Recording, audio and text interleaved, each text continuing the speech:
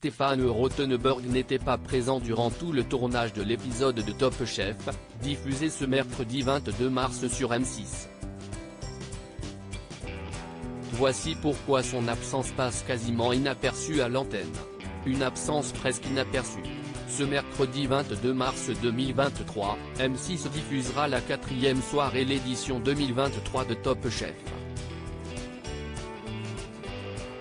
L'occasion pour les candidats d'inaugurer l'arrivée d'un challenge inédit, la boîte blanche.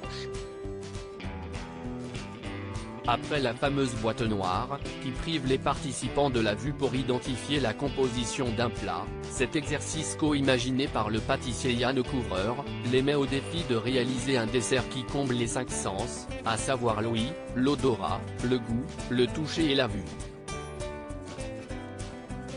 Une toute nouvelle épreuve que le présentateur Stéphane Rothenberg n'a pas réellement expérimenté, car il n'était pas présent lors du tournage.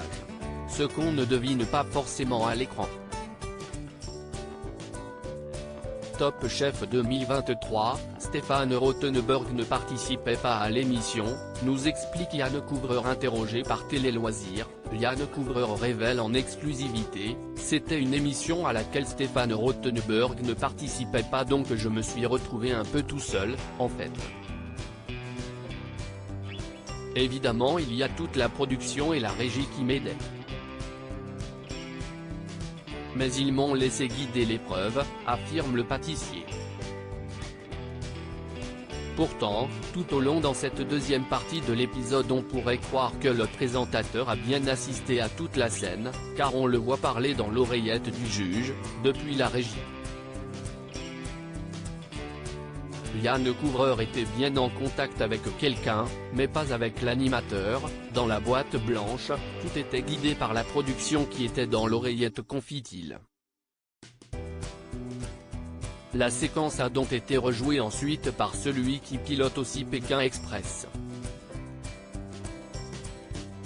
La redoutable boîte blanche. L'absence de Stéphane Rothenberg, qui est tout de même bien présent dans la première partie de la soirée, n'enlève évidemment rien à la difficulté de l'épreuve, éliminatoire de surcroît, à laquelle ont dû se frotter les candidats.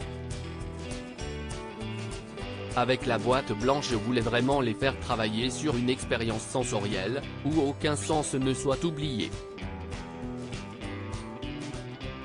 Il devait créer un plat qui ne passe pas juste pas la vue et le goût comme on le voit souvent, a expliqué Yann Couvreur, qui salue le courage des participants de relever un tel challenge en seulement 2 heures. À lire aussi du jamais vu dans Top Chef, une grande nouveauté fait son apparition cette semaine.